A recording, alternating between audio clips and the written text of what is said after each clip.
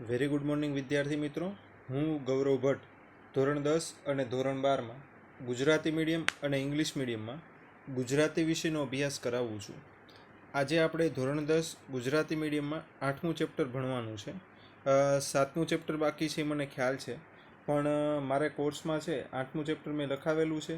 એટલે પહેલાં હું આપણી પાસે સમય જાજો નહીં રહે, લગભગ આ લેક્ચર ઉતારું છું એ પછી 4 લેક્ચર મારે લેવાના રહેશે, અને કદાચ આ ચેપ્ટર પૂરું કરવા માટે છે મારે 3 લેક્ચર જોશે. એટલા માટે છે એ આપણે 7મું ચેપ્ટર નથી લીધું ને સીધું 8મું ચેપ્ટર લીધું છે. અને તમે જોઈ શકો છો કે આપણે છંદ પૂરવા કરવામાં છે, છંદ શીખવામાં ઘણી બધી અડચણો આવે છે. એનું કારણ છે કે આપણે ખરેખર પેલું મેં છંદના વિડીયો મૂક્યા પછી ખરેખર છંદ જ લેવાના હતા, પણ મેં કોર્સ લખાવ્યો એમાં મારે 8મું ચેપ્ટર લખાવાઈ ગયેલું. એટલે અને આપણી પાસે પાછો ઝાઝો સમય છે 8મું ચેપ્ટર પૂરો કરવા માટે છે નહીં. એટલે પહેલાં 8મું ચેપ્ટર પૂરું કરી દઉં, પછી છે એ સીધા હું તમને બાકીનું છે એમાં છંદ છે એ ભણાવી દઈશ. બરાબર છે? તો 8મું ચેપ્ટર આપણે ભણવા જઈ રહ્યા છીએ. લગભગ 3 લેક્ચર જોશે, અને 2 લેક્ચરમાં પૂરું થઈ જાય તો વધારે સારું છે. બરાબર છે? તો આપણે 8મું ચેપ્ટર છે એ જોઈએ. પહેલાં આ લેક્ચર મૂકું છું ત્યારે તમારી કદાચ ગુજરાતીની આરઆરટી લેવાઈ ગઈ હશે, અથવા આરઆરટી જે લેવાઈ ગઈ બધી આરઆરટીના કદાચ રિઝલ્ટ આવી ગયા હોય. તો મહેરબાની કરીને છે એ મને કોમેન્ટમાં કે કોઈ પણ રીતે તમારા માર્ક જણાવશો. રોલ નંબર, તમારું મીડિયમ, તમારું નામ અને તમારા માર્ક જણાવશો. બરાબર છે? અને પહેલી પરીક્ષા 5 કે 7 તારીખે જે શરૂ થાય ત્યારે પણ ગુજરાતીમાં સારા માર્ક તમે મેળવી શકો એના માટે છે અત્યારથી તૈયારી તમે કરવા લાગશો. બરાબર? આપણે અત્યારના છત્રી પાઠ ભણવા જઈ રહ્યા છીએ. એ પાઠનો પ્રકાર છે હાસ્ય નિબંધ છે. છત્રી પાઠ ભણવા જઈ રહ્યા છીએ એ પાઠનો પ્રકાર છે એ હાસ્ય નિબંધ છે.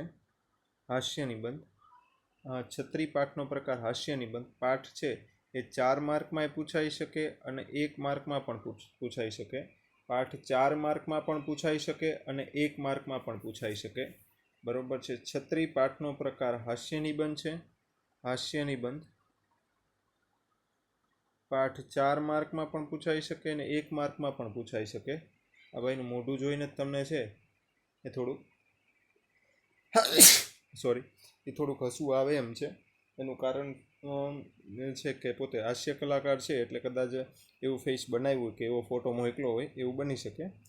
જસ્ટ કોમેન્ટ હું તમને કહું છું.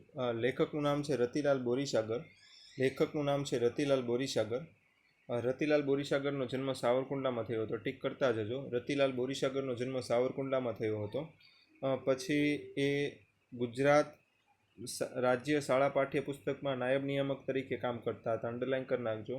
તે ગુજરાત શાળા પાઠ્યપુસ્તક મંડળમાં નાયબ નિયામક તરીકે કામ કરતા હતા. બરાબર છે? તેમના હાસ્ય લેખોના સંગ્રહનું નામ આપો તો કે મરક મરક, પછી આનંદલોક, પછી એન્જોયગ્રાફી, પછી તિલક કરતા 63 થયા. આ બધા હાસ્ય લેખોના નોંધપાત્ર સંગ્રહો છે. એમના નોંધપાત્ર સંગ્રહો કયા કયા છે? તો એક તો મરક મરક છે, બીજું આનંદલોક છે, એન્જોયગ્રાફી છે, તિલક કરતા 53 ગયા, 63 થયા. આ બધા એમના છે નોંધપાત્ર નોંધપાત્ર સંગ્રહો છે. પછી એમની હાસ્ય નવલ કઈ છે? એમની હાસ્ય નવલ ટીક કરી નાખો તો સંભવામી યુગે યુગે એની હાસ્ય નવલ છે. એમની હાસ્ય નવલ ટીક કરી નાખો તો સંભવામી યુગે યુગે એમની હાસ્ય નવલ છે. પછી એમનું બાળ સાહિત્યનું પ્રદાન કયું છે? તો કે બાલવંદના છે. એમનું બાળ સાહિત્યનું પ્રદાન છે. એમનું બાળ સાહિત્યનું પ્રદાન કયું છે? તો બાલવંદના એમનું બાળ સાહિત્યનું પ્રદાન છે. બરાબર છે? પછી એમને કયા કયા એવોર્ડ મળેલા છે? તો એમને છે ગુજરાત સાહિત્ય અકાદમી, ગાંધીનગર મારવાડી સંમેલન મુંબઈ તથા સાહિત્ય સભાના વિવિધ એવોર્ડો મળેલા છે. છત્રી પાઠનો પ્રકાર છે એ હાસ્ય નિબંધ છે. છત્રી પાઠનો પ્રકાર હાસ્ય નિબંધ છે. હાસ્ય નિબંધ. પાઠ 4 માર્કમાં અને 1 માર્કમાં પૂછાઈ શકે. લેખકનું નામ છે રતિલાલ બોરીસાગર. લેખકનું નામ છે રતિલાલ બોરીસાગર. એમનો જન્મ છે સાવરકુંડલામાં થયો હતો. પછી એ અધ્યાપક તરીકે ફરજ બજાવતા, એટલે શિક્ષક તરીકે ફરજ બજાવતા હતા. પછી ગુજરાત રાજ્ય શાળા પાઠ્યપુસ્તક મંડળમાં નાયબ નિયામક તરીકે કાર્ય કર્યું હતું. પછી એમના હાસ્યના નોંધપાત્ર સંગ્રહો કયા છે? તો કે મરક મરક છે, આનંદલોક છે, એન્જોયગ્રાફી છે, તિલક કરતા 63 ગયા વગેરે તેમના નોંધપાત્ર નોંધપાત્ર લેખના સંગ્રહો છે. પછી હાસ્ય નવલ કઈ છે તો કે સંભવામી યુગે યુગે છે એમની હાસ્ય નવલ છે. બરોબર. એમનું બાળ સાહિત્ય કયું છે તો કે બાલવંદના છે એમનું બાળ સાહિત્ય છે. એમનું બાળ સાહિત્ય કયું છે તો કે બાલવંદના છે એમનું બાળ સાહિત્ય છે. બરોબર. પછી ગુજરાત સાહિત્ય અકાદમી, ગાંધીનગર, મારવાડી સંમેલન, મુંબઈ તથા સાહિત્ય સભાના વિવિધ એવોર્ડો પ્રાપ્ત થયા છે. આ પાઠમાં લેખકને છત્રી સાથે જે અનુભવો થયા છે, છત્રી સાચવવા, છત્રી ખોવાઈ જાય છે ને દર વર્ષે એકાદ બે નવી લેવી પડે છે, એ બધા અનુભવો થયા છે તેનું હાસ્યસભર વર્ણન કરેલું છે. બરોબર છે. છત્રી બચાવવાના, છત્રી ખોવાઈ ન જાય એની માટે લેખકો જે ઉપાય કરેલા છે એનું વર્ણન પણ આ પાઠમાં કરેલું છે. આમ નાની નાની બાબતો જોશો ને તો તમને થોડું થોડું હસવું આવશે એવો પાઠ છે. બરોબર. પણ પ્રત્યક્ષ અનુભવમાં જેટલું હસવું આવે, બરોબર, એટલું પાઠને વાંચીને, એટલું ઓબ્ઝર્વેશનને વાંચીને માણસ હસી શકતો નથી. બરોબર. એટલે ભાઈ હાસ્ય નિબંધ છે એટલે બહુ હસવું આવશે, હસીને બઠ્ઠા પડી જશું એવું બહુ નથી બનતું. એવા અમુક જ પાઠ હોય છે. એક પાઠ હતો ક્રિકેટના કામણ કરીને, ક્રિકેટના કામણ, બકુલ ત્રિપાઠીનો ધોરણ જૂની ગુજરાતીમાં પાઠ આવતો, બકુલ ત્રિપાઠીનો. બરોબર. એ ખૂબ હાસ્યથી ભરપૂર પાઠ હતો. એમ ખાલી કેવા ખાતર નહીં કે હાસ્ય નિબંધ, પણ ખરેખર હાસ્ય નિબંધ હતો. તો આ પાઠનો બીજો પેરેગ્રાફ વાંચું છું. છત્રી હાસ્ય નિબંધમાં લેખકના છત્રી સાથે અનેક પ્રસંગો નિરૂપાયા છે. છત્રીની ખરીદી વખતે થતા અનુભવ અને વારંવાર છત્રી ખોવાઈ જવાથી એને સાચવી રાખવા માટેના ઉપાયોમાંથી હાસ્ય નિષ્પન્ન થાય છે. નિષ્પન્ન થાય છે એટલે કે સર્જન થાય છે. નિષ્પન્ન થાય છે એટલે કે સર્જન થાય છે. અંતે છત્રી ખોવાઈ જતા એના ઉપર લખેલા નામ, સરનામાને કારણે છત્રી મળી જાય છે. તેનો પત્ર આવે છે અને લેખક છત્રી લેવા રાજકોટ જાય છે, પણ પાછા ફરે છે. હવે છત્રી લેવા છે 501 રૂપિયા કે 200-250 રૂપિયા ખર્ચીને રાજકોટ જાય. રાજકોટથી છત્રી લઈને પાછા આવે તો ઘરે પાછા આવે ખબર પડે કે જે બસમાં આવ્યા તે બસમાં તે છત્રી પાછા ભૂલી ગયા. બરાબર. એ માણસનું ભૂલક્કડપણું છે એનું વર્ણન અહીંયા કરેલું છે. ઉંમર થતી જાય માણસ ભૂલતો જાય એવું નથી. અમુક સમય એ છે કે માણસ છે એ ભૂલતોય જાય છે. બરાબર. તો એનું વર્ણન છે એ આ પાઠમાં કરેલું છે. હું ફરીવાર કહી દઉં. પાઠનો પ્રકાર હાસ્ય નિબંધ છે. પાઠ 4 અને 1 માર્કમાં પૂછાય. લેખકનું નામ છે રતિલાલ બોરીસાગર છે. રતિલાલ બોરીસાગરનો જન્મ છે એ સાવરકુંડલામાં થયો હતો. બરાબર. ગુજરાત રાજ્ય શાળા પાઠ્યપુસ્તક મંડળમાં નિયામક હતા. બરાબર. પછી એના નોંધપાત્ર સંગ્રહો કયા છે તો કે મરક છે, આનંદલોક છે, એન્જિયોગ્રાફી છે, તિલક કરતા 63 થયા. એમના પછી સંભવામી યુગે યુગે એની હાસ્ય નવલ છે. સંભવામી યુગે યુગે એની હાસ્ય નવલ છે. પછી એમનું બાળ સાહિત્યનું પ્રદાન છે, બાલવંદના એની બાળ સાહિત્યનું પ્રદાન છે. બરાબર. એ બધું મેં તમને ભણાવ્યું ને. આમાં છત્રી ખોવાઈ જાય ને ત્યારે જે એના જીવનમાં પ્રસંગ બને છે એનું વર્ણન અહીંયા કરેલું છે. તો પાઠની શરૂઆત કરીએ છીએ. મોસમનો પહેલો વરસાદ પડ્યો ત્યારે હું છત્રી લેવા શહેરના હું એટલે કે લેખક એક જાણીતા સ્ટોરમાં ગયો અને નાની નાજુક એટલે કોમળ, સારી, હળવી, કોમળ, સારી કે હળવી છત્રી બતાવવા કહ્યું. દુકાનદારે જુદી જુદી સાઈઝની કેટલીક છત્રીઓ બતાવી. એક શ્યામા છત્રી મને ગમી. લેખકને કઈ છત્રી ગમી? અંડરલાઈન કરી નાખજો. લેખકને કઈ છત્રી ગમી? તો એક શ્યામા છત્રી લેખકને ગમી. લેખકને કઈ છત્રી ગમી? તો એક શ્યામા લેખકને છત્રી ગમી. મેં છત્રી ખરીદી. દુકાનદાર ક્યારના મારી સામે ધારીને જોઈ રહ્યા હતા. ધારીને જોવું એટલે એક ધારું, એક દ્રષ્ટિથી જોવું. ધારીને જોવું એટલે એક ધારું, એક દ્રષ્ટિથી જોવું.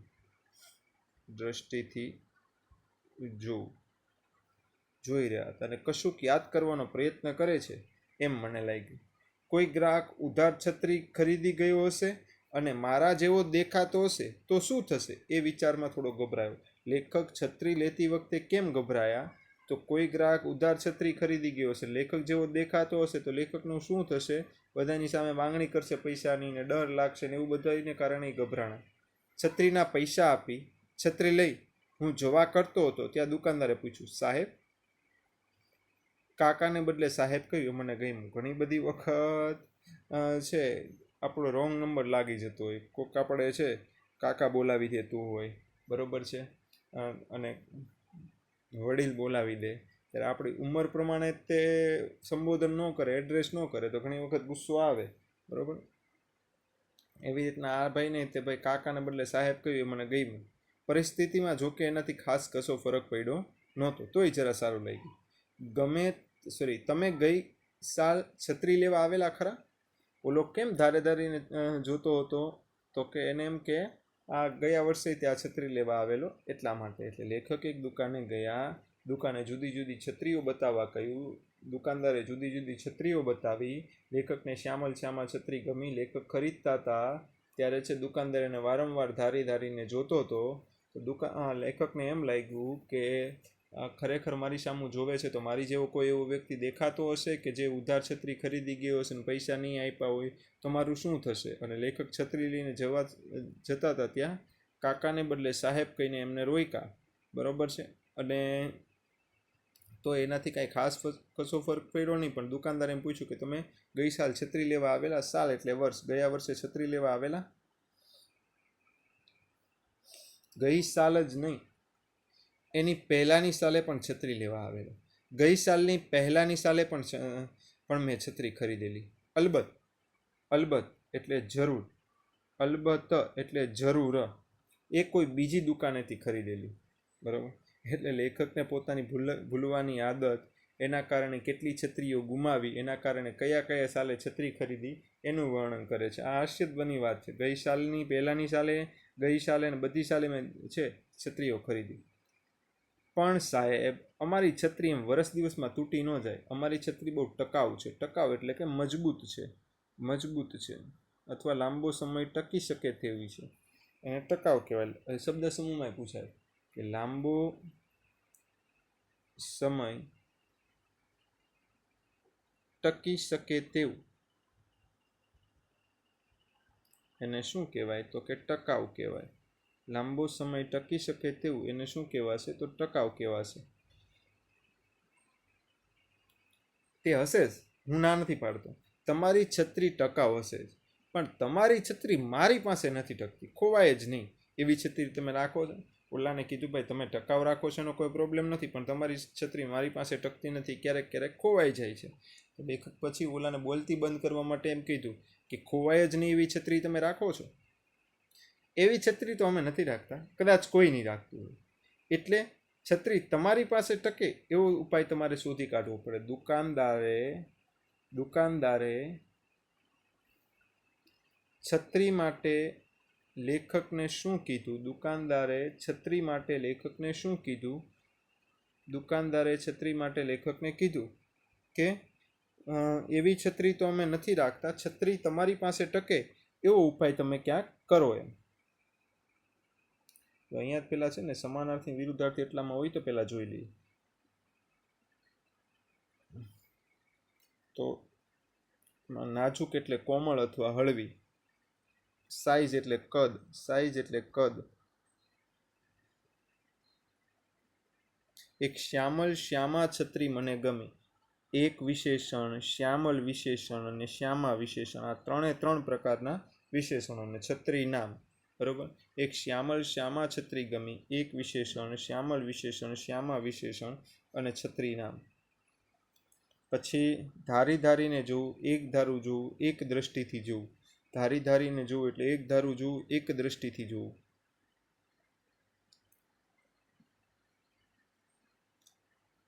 પછી દુકાનદાર એટલે દુકાન ધરાવનાર,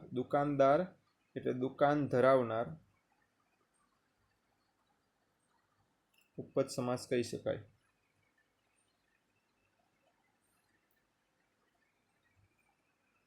દુકાનદારે કયો પ્રશ્ન પૂછ્યો લેખકને? તો તમે ગઈ સાલ છત્રી લેવા આવેલા ખરા? દુકાનદારે લેખકને કયો પ્રશ્ન પૂછ્યો? તો તમે ગઈ સાલ છત્રી લેવા આવેલા ખરા? એ પ્રશ્ન પૂછ્યો. લેખકે એનો શું જવાબ આપ્યો? ગઈ સાલ નહીં, પણ એની પહેલાંની સાલ અને એની પહેલાંની સાલ પણ છત્રી લેવા આવેલો. ટકાઉ એટલે મજબૂત અથવા લાંબો સમય ટકે તેવી. ટકાવ એટલે મજબૂત અથવા લાંબો સમય ટકે તેવી. પછી દુકાનદાર પાસે લેખકે કેવી છત્રી માંગી? દુકાનદાર પાસે લેખકે કેવી છત્રી માંગી? તો કોઈ દિવસ ખોવાય નહીં એવી છત્રી તમે રાખો છો એ માંગ્યું. દુકાનદારે લેખક પાસે કેવી છત્રી માંગી? તો કોઈ દિવસ ખોવાય નહીં તેવી છત્રી રાખો છો. દુકાનદારે તેનો શું જવાબ આપ્યો એ પ્રશ્ન કરે. દુકાનદારે એનો શું જવાબ આપ્યો? તો છત્રી તમારી પાસે ટકે એવો ઉપાય શોધી કાઢવો પડે. લેખક આગળ શું કહે છે એ જો.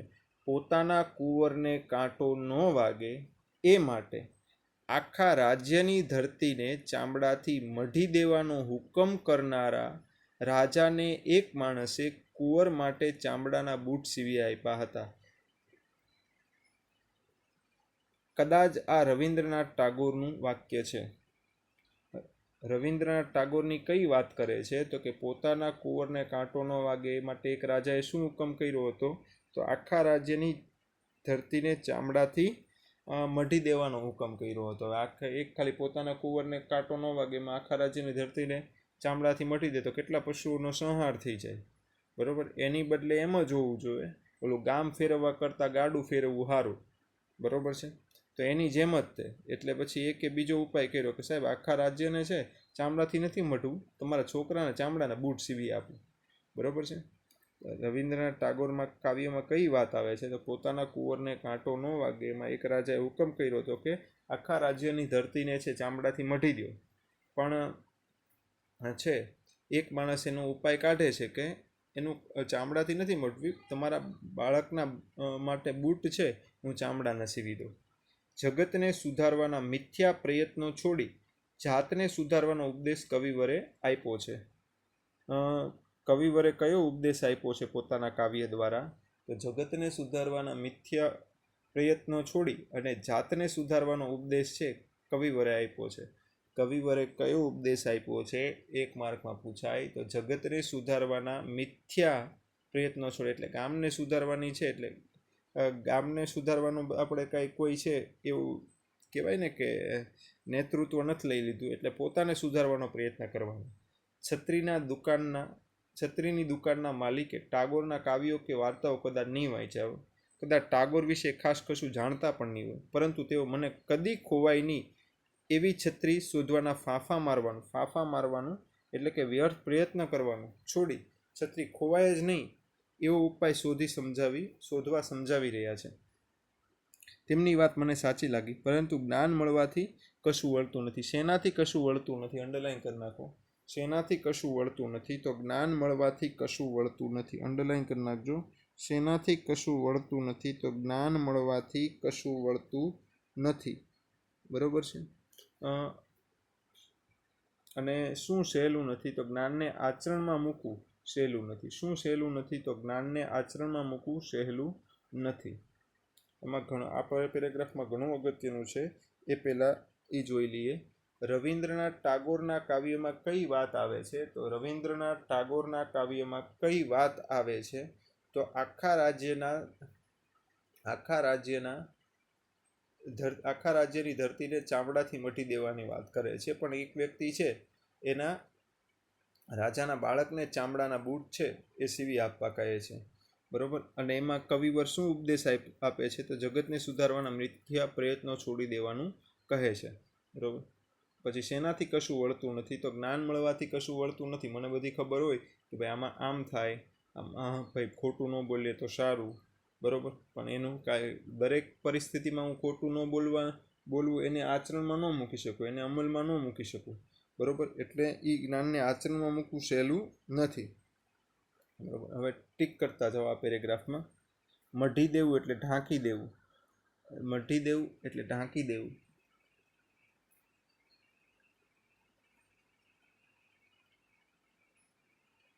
મિથ્યા એટલે નકામા. મિથ્યાનું સમાનાર્થી થાય નકામા. મિથ્યાનું સમાનાર્થી થાય નકામા. અને બીજું સમાનાર્થી થાય વ્યર્થ. મિથ્યાનું સમાનાર્થી થાય નકામા, બીજું સમાનાર્થી થાય વ્યર્થ. અને એનું વિરુદ્ધાર્થી થાય કામના અથવા ઉપયોગી. એમનું વિરુદ્ધાર્થી થાય કામના અથવા ઉપયોગી.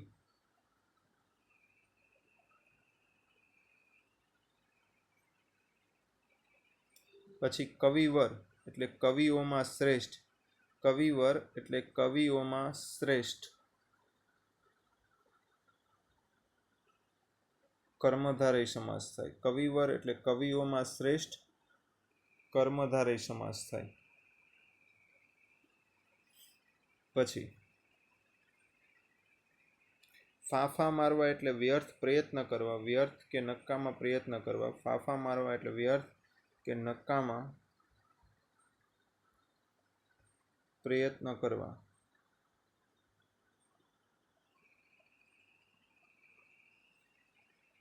ઉપાય એટલે યુક્તિ. ઉપાય એટલે યુક્તિ.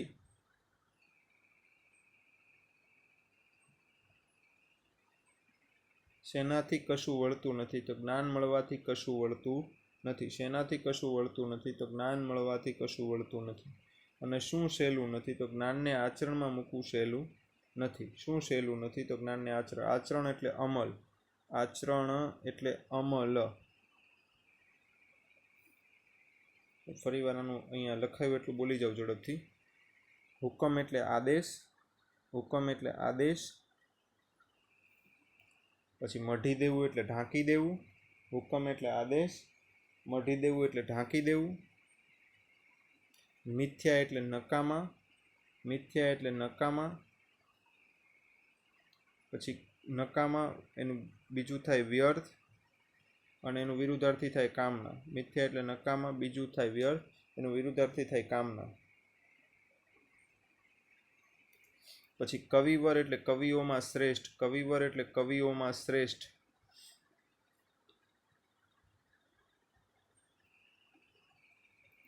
પછી બધા ફરી વાર બોલું છું, તમારે રહી ગયા હોય તો. પછી આચરણ એટલે અમલ. આચરણ એટલે અમલ. ઉપાય એટલે યુક્તિ. ઉપાય એટલે યુક્તિ. હવે હોમવર્ક લખો. હોમવર્ક લખો.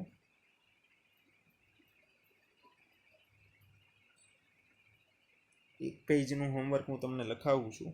10 પ્રશ્નો કદાચ થશે. એક પેજનું હોમવર્ક લખાવું છું. 10 પ્રશ્નો થશે. તો એ તમે છે એ જરાક જોઈ લેજો. બરાબર, 10 પ્રશ્નો હોમવર્કમાં લખવાના છે.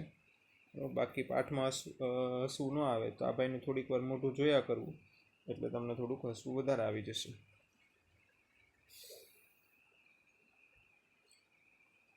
તો પહેલો પ્રશ્ન છે એ લખો. પહેલો પ્રશ્ન લખો.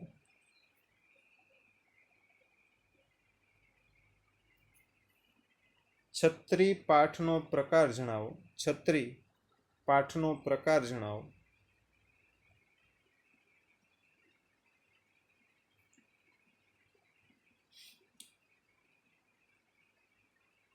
પછી બીજું,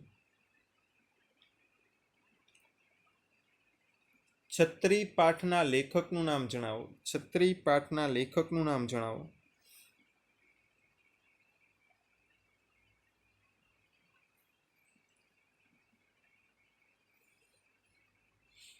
ત્રીજું,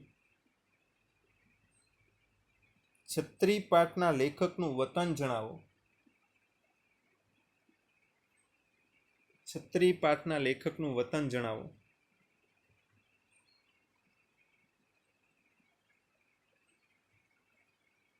પછી છત્રી પાઠના લેખક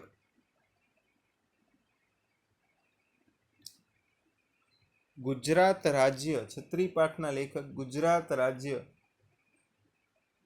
શાળા પાઠ્યપુસ્તક મંડળમાં. છત્રી પાઠના લેખક ગુજરાત રાજ્ય શાળા પાઠ્યપુસ્તક મંડળમાં કયું કામ કરતા હતા?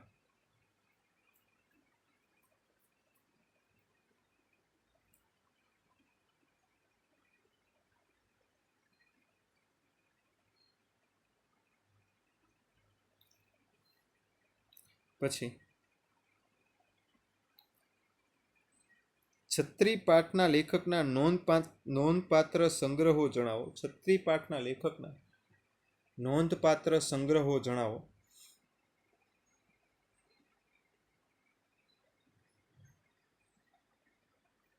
પછી છત્રી પાઠના લેખકની હાસ્ય નવલકથાનું નામ જણાવો. છત્રી પાઠના લેખકની હાસ્ય નવલકથાનું નામ જણાવો.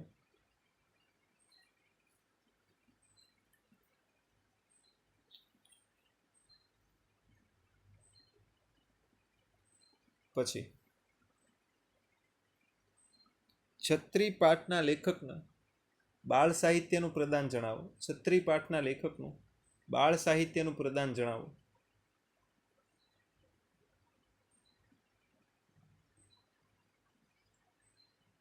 પછી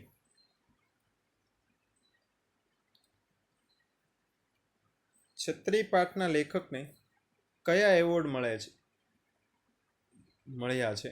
છત્રી પાઠના લેખકને કયા એવોર્ડ મળ્યા છે?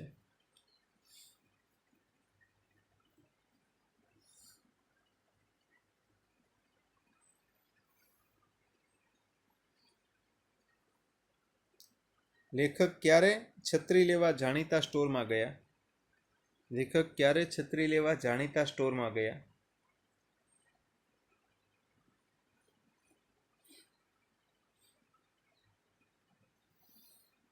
પછી લેખકને કઈ છત્રી ગમી? લેખકને કઈ છત્રી ગમી?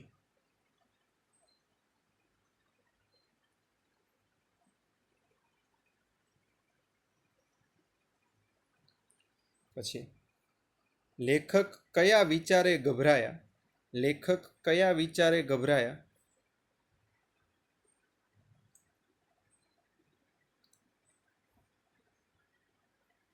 પછી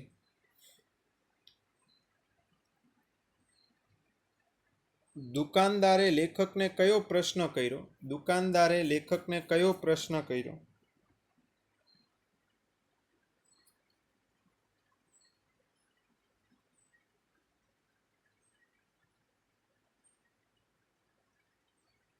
લેખકે તેનો કયો જવાબ આપ્યો? લેખકે તેનો કયો જવાબ આપ્યો?